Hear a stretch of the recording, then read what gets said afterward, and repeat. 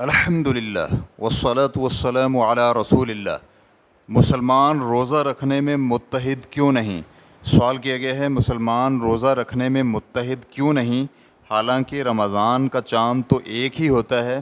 پرانے زمانے میں تو میڈیا ذرائع ابلاغ نہیں تھا، اس لیے عذر تھا، یعنی معلومات نہیں پہنچ پاتی تھیں۔ لیکن اب کیا وجہ ہے؟ الجواب بعون اللہ سبحانہ وتعالی۔ مختلف اسلامی ممالک میں روزوں کے آغاز میں فرق کی بڑی وجہ چاند کے طلوع ہونے کی جگہوں کا مختلف ہونا ہے۔ چاند کے طلوع ہونے کی جگہوں یعنی مطالع القمر کا مختلف ہونا ایک ایسی حقیقت ہے جو حواس سے بھی معلوم ہے اور عقل سے بھی، اور یہ ایک یقینی بات ہے۔ اسی وجہ سے تمام مسلمانوں کو ایک ہی وقت میں روزہ رکھنے پر مجبور نہیں کیا جا سکتا، کیونکہ اس کا مطلب یہ ہوگا کہ بعض لوگوں کو چاند نظر آنے سے پہلے بلکہ اس کے طلوع ہونے سے بھی پہلے روزہ رکھنے پر مجبور کیا جائے۔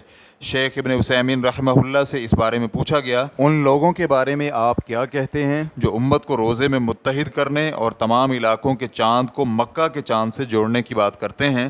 تو شیخ رحمہ اللہ کا کہنا تھا، یہ فلکیاتی لحاظ سے ناممکن ہے، کیونکہ چاند کے طلوع ہونے کی جگہیں، جیسا کہ شیخ الاسلام ابن تیمیہ رحمہ اللہ نے فرمایا ہے، اس علم کے مطابق اس علم کے ماہرین کے اتفاق سے مختلف ہوتی ہیں، اور جب یہ مختلف ہوتی ہیں تو نقلی اور عقلی دلائل کا تقاضا یہ ہے کہ ہر علاقے کے لیے اس کا اپنا حکم ہو۔ نقلی دلیل یہ ہے کہ اللہ تعالیٰ نے فرمایا فَمَنْ شَهِدَ مِنْكُمُ الشَّهْرَ فَلْيَصُمْهُ، سورۃ البقرہ آیت نمبر 185، یعنی تم میں سے جو بھی اس مہینے کو پائے اسے چاہیے کہ روزہ رکھے۔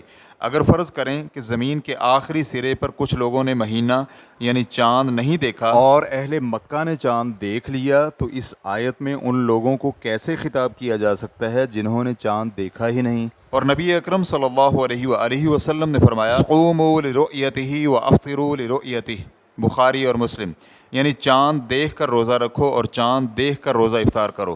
تو اگر مکہ والوں نے چاند دیکھ لیا تو ہم پاکستان اور اس سے مشرق کے لوگوں کو روزہ رکھنے پر کیسے مجبور کر سکتے ہیں، جبکہ ہمیں معلوم ہے کہ ان کے افق میں چاند طلوع ہی نہیں ہوا؟ اور نبی اکرم صلی اللہ علیہ وآلہ وسلم نے اس کا تعلق چاند نظر آنے سے جوڑا ہے۔ عقلی دلیل ایک صحیح قیاس ہے جس کی مخالفت ممکن نہیں۔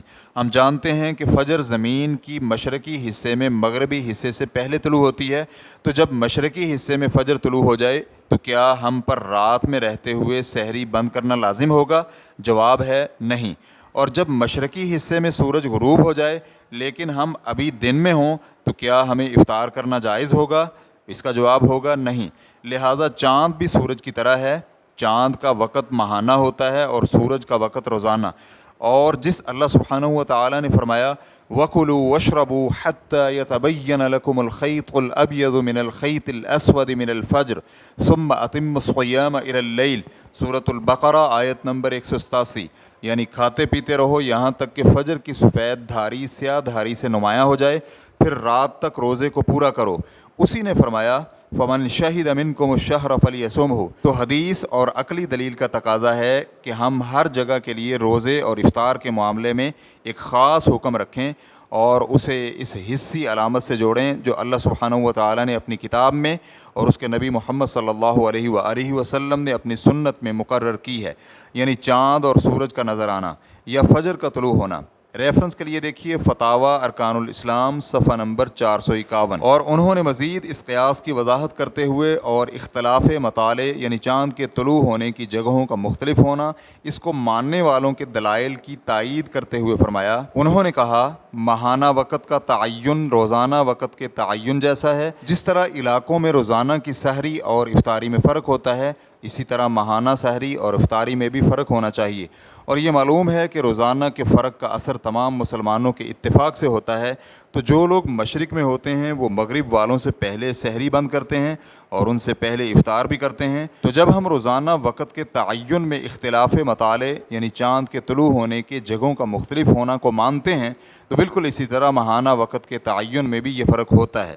اور کوئی یہ نہیں کہہ سکتا کہ اللہ تعالیٰ کا فرمان وَكُلُوا وَاشْرَبُوا حَتَّى يَتَبَيَّنَ لَكُمُ الْخَيْطُ الْأَبْيَضُ مِنَ الْخَيْطِ الْأَسْوَدِ مِنَ الْفَجْرِ ثُمَّ أَتِمُّوا الصِّيَامَ إِلَى اللَّيْلِ، اور نبی علیہ الصلاۃ والسلام کا فرمان اِذَا أَقْبَلَ اللَّيْلُ مِنْ هَا هُنَا وَأَدْبَرَ النَّهَارُ مِنْ هَا هُنَا وَغَرَبَتِ الشَّمْسُ فَقَدْ أَفْطَرَ الصَّائِمُ، یعنی جب رات ادھر سے آ جائے اور دن ادھر سے چلا جائے اور سورج غروب ہو جائے تو روزے دار نے افطار کر لیا۔